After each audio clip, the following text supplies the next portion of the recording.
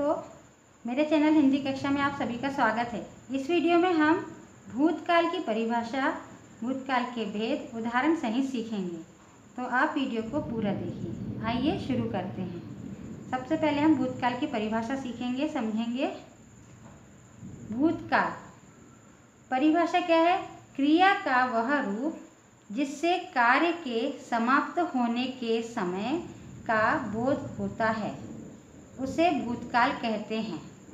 यानी भूतकाल यानी पीछे का समय, बीता हुआ समय, उसको हम भूतकाल कहते हैं। ठीक है, तो जिस काल में हमको ये पता चल जाए कि काम समाप्त हो गया है, यानी वो समय बीत गया है, उसका बोध होता है, उसको भूतकाल कहते हैं। उदाहरण देखिए, मैंने किताब पढ़ी।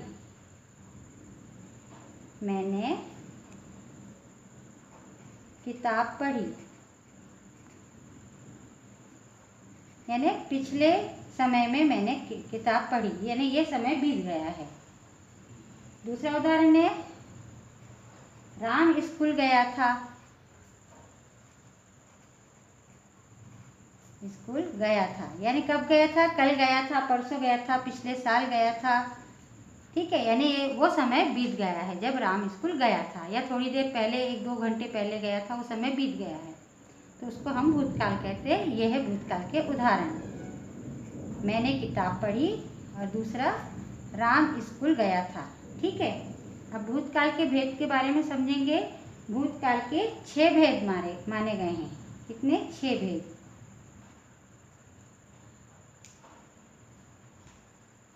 पहला भेद है सामान्य भूतकाल।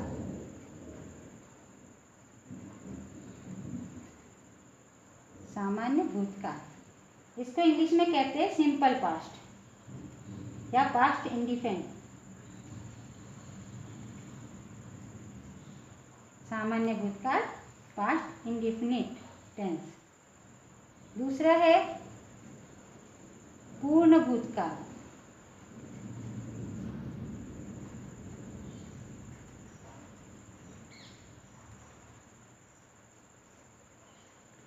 इसका इंग्लिश में कहते हैं पास्ट परफेक्ट टेंस। तीसरा है अपूर्ण भूतकाल।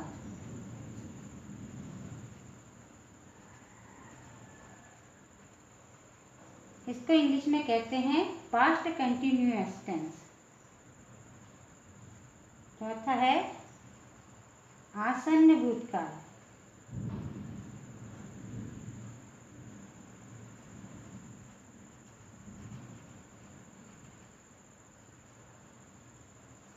इसको इंग्लिश में कहते हैं रिसेंट पास्ट। पांचवा है संदिग्ध भूतकाल।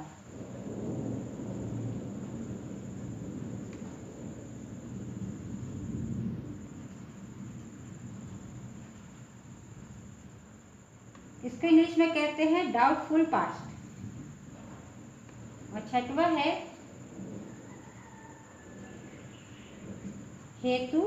हेतुमत भूतकाल। तो ये 6 भेद है भूतकाल के। ठीक है, इसको कहते हैं कंडीशनल पास्ट। ठीक है, तो हम इसके बारे में समझते हैं और उदाहरण देंगे। ठीक है, तो उदाहरण के द्वारा आपको अच्छे से समझ में आ जाएगा। तो सामान्य भूतकाल जो है, इस काल में सामान्य रूप से बीते हुए समय में क्रिया के पूरा हो चुकने का आभास होता है। यानी बीता हुआ समय जो था उसमें काम पूरा हो गया है, परफेक्ट हो गया है। ठीक है, तो पूरा हो गया है, पूरा हो चुका है, उसका आभास होता है। इसमें सामान्य भूतकाल में उसका उदाहरण है, जैसे नेताजी ने भाषण दिया। ठीक है, नेताजी ने भाषण दिया यानी ये काम पास्ट में पूरा हो गया। सुमन ने रामायण पढ़ी। सुमन ने रामायण पढ़ी। यानी काम पूरा हो गया, ये पास्ट में काम पूरा हो गया है। ठीक है, ये दो उदाहरण है सामान्य भूतकाल की, पहला ये, दूसरा ये है। अब पूर्ण भूतकाल, इसके बारे में समझेंगे हम। इस काल में यह ज्ञात होता है कि कार्य को समाप्त या पूरा हुए बहुत समय बीत चुका है, यानी हो चुका है काम, यानी अभी नहीं हुआ है या कुछ समय पहले नहीं, बहुत साल पहले, बहुत दिनों पहले या बहुत टाइम हो गया है उस काम को पूरा होने को। तो इस काल में ये ज्ञात होता है कि जो बीता हुआ समय था उसमें काम पूरा हो गया है। जैसे राजू ने पुस्तक पढ़ ली थी। राजू ने पुस्तक पढ़ ली थी, यानी बहुत टाइम हो गया है, उसने ये काम पूरा कर लिया था। आपको पता है पूर्ण भूतकाल को पास्ट परफेक्ट टेंस कहते हैं, यानी काम परफेक्ट हो गया, पूरा हो गया है। दूसरा उदाहरण देखिए, वह पत्र लिख चुका था। वह पत्र लिख चुका था, यानी उसने एक काम पूरा कर लिया था बीते हुए समय में।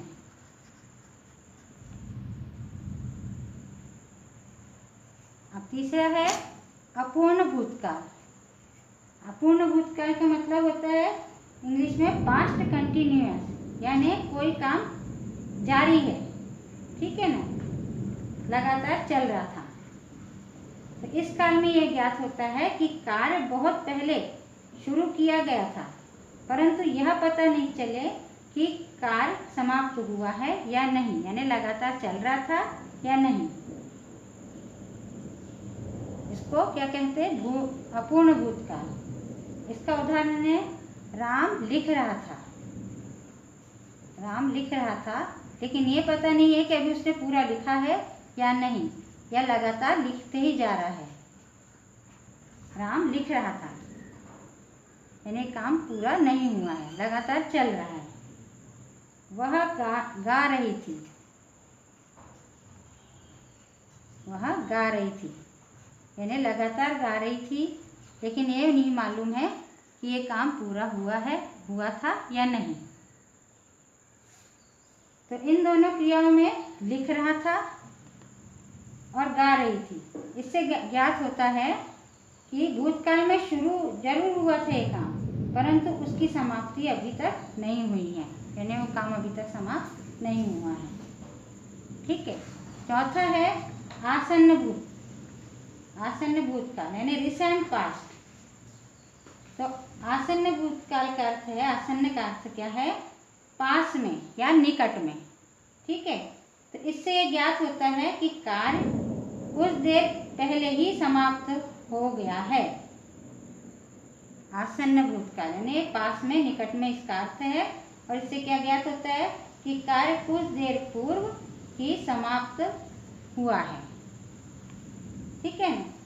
जैसे आप उदाहरण के अनुसार देखेंगे तो समझ में अच्छे से आ जाएगा कि कार्य कुछ समय पहले ही पूरा हुआ है। यानी पिताजी फल लाए हैं।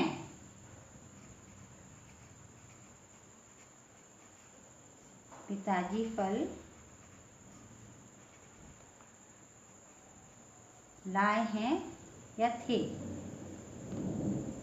यानी ये काम थोड़ी देर पहले ही समाप्त हुआ है, पूरा हुआ है, तो उसको भूतकाल यानी नहीं कह पाएंगे, यानी कुछ समय पहले ही ये काम पूरा हुआ है तो ये भूतकाल का ही आसन्न भूतकाल, लेकिन इसको समाप्त हुए, इस कार्य को समाप्त हुए कुछ देर ही हुई है, यानी महीने, हफ्ते, 2-4 घंटे नहीं बीते हैं, बस जैसे 5-10 मिनट ही बीते हैं, तो उसको पिताजी फल लाए हैं। ठीक है। दूसरा है रानी बाजार गई है, यानी थोड़ी देर पहले ही गई है, यानी 5 मिनट 2 मिनट हुआ है वो बाजार गई है, तो ये आसन्न भूतकाल में ही आएंगे ये उदाहरण।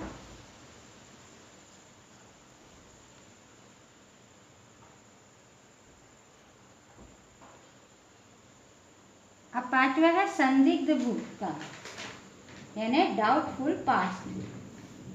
तो इस काल में भूतकाल यानी भूतकाल क्रिया के करने या होने पर मन में जो संदेह प्रकट होता है। ठीक है, इस काल में क्या है, भूतकाल की जिस क्रिया के करने या होने पर मन में संदेह प्रकट होता है या संदेह प्रतीत होता है, लगता है। तो उदाहरण है, राहुल ने प्रतीक्षा की होगी, यानी संदेह है कि पास्ट में राहुल ने प्रतीक्षा की होगी, यानी इंतजार किया होगा। अब सही में किया है या नहीं किया है, ये डाउट है, ये संदेह है। राहुल ने प्रतीक्षा की होगी, यानी इस बात का पक्का नहीं मालूम है। ठीक है, दूसरा उदाहरण है, शायद सरिता ने भी प्रतियोगिताओं में भाग लिया होगा, यानी इसका भी पक्का मालूम नहीं है, संदेह है। शायद सरिता ने भी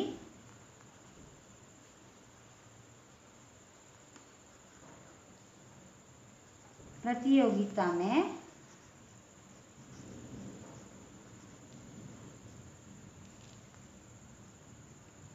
भाग लिया होगा।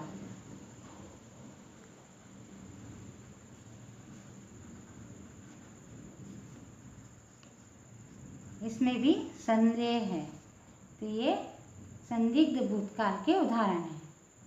अब सबसे लास्ट है छठवा, हेतुमत भूतकाल। इसको इंग्लिश में क्या कहते हैं, कंडीशनल पास्ट। ठीक है, तो भूतकाल के इस भेद में शर्त वाले वाक्य आते हैं, यानी पास्ट में भूतकाल में इसमें कौन से वाक्य आते हैं, शर्त वाले। या यह कह सकते हैं कि जहाँ भूतकाल की एक क्रिया दूसरी क्रिया पर निर्भर होती है। क्रिया के इस रूप से यह ज्ञात होता है कि कोई काम भूतकाल में होता है लेकिन किसी कारण से हुआ नहीं है, या कोई क्रिया भूतकाल में हुई होती लेकिन किसी कारण से नहीं हुई। ठीक है, इसका उदाहरण समझ लीजिए। जैसे हम कह सकते हैं कि यदि वर्षा होती तो फसल अच्छी होती। ठीक है, तो ये शर्त है कि यदि होती, वर्षा होती, लेकिन वर्षा हुई नहीं है, यदि होती तो फसल अच्छी होती।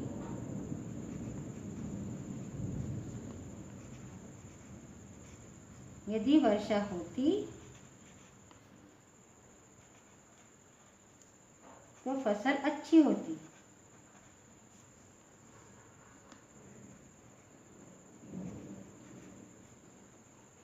यानी ये दो वाक्य है और एक दूसरे पर निर्भर है। ये पहला वाक्य है, यदि वर्षा होती तो फसल अच्छी होती। ठीक है, दूसरा उदाहरण है, मोहन ने पढ़ाई की होती तो वह पास हो जाता। इसमें भी दो वाक्य हैं, दोनों एक दूसरे पर निर्भर हैं। मोहन ने पढ़ाई की होती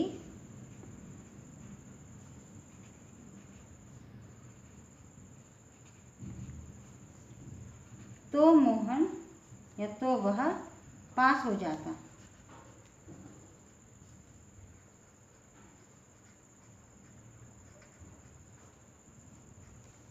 तो इन दोनों वाक्यों को देखने से पता चलता है कि जो क्रिया भूतकाल में होनी थी वह नहीं हो पाई, केवल शर्त बता दी गई है।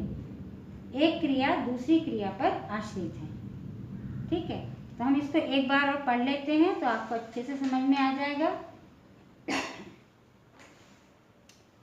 भूतकाल की परिभाषा है, क्रिया का वह रूप जिससे कार्य के समाप्त होने के समय का बोध होता है, यानी कार्य के समाप्त होने के समय का बोध होता है, उसे भूतकाल कहते हैं। जैसे उदाहरण है, मैंने किताब पढ़ी, राम स्कूल गया था। ये भूतकाल के उदाहरण हैं, यानी पिछला बीता हुआ समय के बारे में बताया गया है। भूतकाल के भेद, तो भूतकाल के कितने भेद हैं? 6 भेद हैं। पहला है सामान्य भूतकाल, जिसको हम सिंपल पास्ट कहते हैं। ठीक है, तो इस काल में सामान्य रूप से बीते हुए समय में क्रिया के पूरा हो चुकने का आभास होता है, यानी काम पूरा हो चुका है, इस चीज़ का हमें आभास होता है। इसके उदाहरण है, नेताजी ने भाषण दिया, सुमन ने रामायण पढ़ी, यानी ये काम पूरा हो गया बीते हुए समय में। ठीक है, तो इन दोनों वाक्यों में दिया और पढ़ी, कहाँ दिया और पढ़ी, है ना, बीते हुए समय में हुई थी ये क्रिया। ये दोनों क्रिया क्या है? दिया, नेताजी ने भाषण दिया और सुमन ने रामायण पढ़ी, तो ये दिया और पढ़ी जो है क्रियाएं, ये बीते हुए समय में हो चुकी है, हुई थी, है ना। दूसरा है पूर्ण भूतकाल, इसको पास्ट परफेक्ट टेंस कहते हैं इंग्लिश में। तो इस काल में यह ज्ञात होता है कि कार्य को समाप्त या पूरा हुए बहुत समय बीत चुका है, यानी काम हो चुका है। ठीक है, इसका उदाहरण है, राजू ने पुस्तक पढ़ ली थी, वह पत्र लिख चुका था, यानी ये काम बीते हुए समय में पूरा हो चुका था, पूरा हो चुका है। ठीक है, तीसरा है अपूर्ण भूतकाल। इस काल में यह ज्ञात होता है कि कार्य बहुत समय पहले, बहुत पहले शुरू किया गया था या प्रारंभ किया गया था, परंतु यह पता नहीं चल रहा है कि कार्य समाप्त हुआ या नहीं। जैसे राम लिख रहा था, वह गा रही थी। तो इन वाक्यों में कौन सी क्रिया? लिख रहा था और गा रही थी। इससे ज्ञात होता है कि कार्य भूतकाल में शुरू जरूर हुआ, परंतु उसकी समाप्ति अभी तक नहीं हुई है, यानी लगातार चल रहा है, तब से अभी तक चल रहा है। ठीक है, चौथा है आसन्न भूतकाल, इसको रिसेंट पास्ट कहते हैं इंग्लिश में। तो आसन्न का अर्थ है निकट या पास में। इससे यह ज्ञात होता है कि कार्य कुछ देर पहले ही समाप्त हुआ है। ठीक है, कुछ देर पहले ही समाप्त हुआ है। जैसे पिताजी फल लाए हैं, रानी बाजार गई है, ये। तो इन दोनों वाक्यों में लाए हैं और गई है क्रियाएं भूतकाल से आरंभ होकर अभी अभी समाप्त हुई है, यानी कुछ देर पहले गए थे, जैसे 2 घंटे पहले पिताजी गए थे, लेकिन अभी फल लाए हैं, यानी कुछ देर पहले ही लाए हैं, अभी अभी काम खत्म हुआ है। जो भूतकाल में शुरू हुआ था जो काम, वो अभी अभी खत्म हुआ है। रानी बाजार गई है, तो रानी अभी थोड़ी देर पहले, बहुत देर से बाजार गई है ना, तो अभी तक वहीं पर है, तो रानी बाजार गई है। अब पांचवा है संदिग्ध भूतकाल, इसको डाउटफुल पास्ट कहते हैं। इस काल में भूतकाल की क्रिया के करने या होने पर मन में संदेह प्रकट होता है। ठीक है, डाउट प्रकट होता है, डाउट होता है। जैसे राहुल ने प्रतीक्षा की होगी, डाउट है। शायद सरिता ने भी प्रतियोगिता में भाग लिया होगा। ठीक है, तो इन दोनों वाक्यों में की होगी और लिया होगा से स्पष्ट क्या होता है कि कार्य भूतकाल में पूरा हुआ या नहीं, निश्चय के साथ, यानी पक्का नहीं है, निश्चय के साथ नहीं कहा जा सकता है कि कार्य पूरा हुआ होगा या नहीं, इसमें संदेह है, यानी डाउट है। राहुल ने प्रतीक्षा की होगी, डाउट है, और शायद सरिता ने भी प्रतियोगिता में भाग लिया होगा। अब लास्ट है छठवां, हेतुमत भूतकाल, इसको कंडीशनल पास्ट कहते हैं इंग्लिश में। तो भूतकाल के इस भेद में शर्त वाले वाक्य आते हैं, या यह कह सकते हैं कि जहाँ भूतकाल की एक क्रिया दूसरी क्रिया पर निर्भर होती है। क्रिया के इस रूप से यह ज्ञात होता है कि क्रिया भूतकाल में हुई होती, लेकिन किसी कारण से हुई नहीं, या क्रिया भूतकाल में का कोई काम भूतकाल में हुआ होता लेकिन किसी कारण से हुआ नहीं है। जैसे यदि वर्षा होती तो फसल अच्छी होती। ठीक है, यानी ये दोनों वाक्य एक दूसरे पर आश्रित है। यदि ऐसा होता तो ऐसा होता, है ना। दूसरा है उदाहरण, मोहन ने पढ़ाई की होती तो वह पास हो जाता। तो इन वाक्यों को देखने से पता चलता है कि जो क्रिया भूतकाल में होनी थी वह नहीं हो पाई, केवल शर्त बता दी गई है, एक क्रिया दूसरी क्रिया पर आश्रित है। आपको वीडियो कैसी लगी कमेंट करके ज़रूर बताइए। आपको यदि वीडियो पसंद आई होगी तो वीडियो को लाइक शेयर और चैनल को सब्सक्राइब जरूर कीजिए। नमस्कार।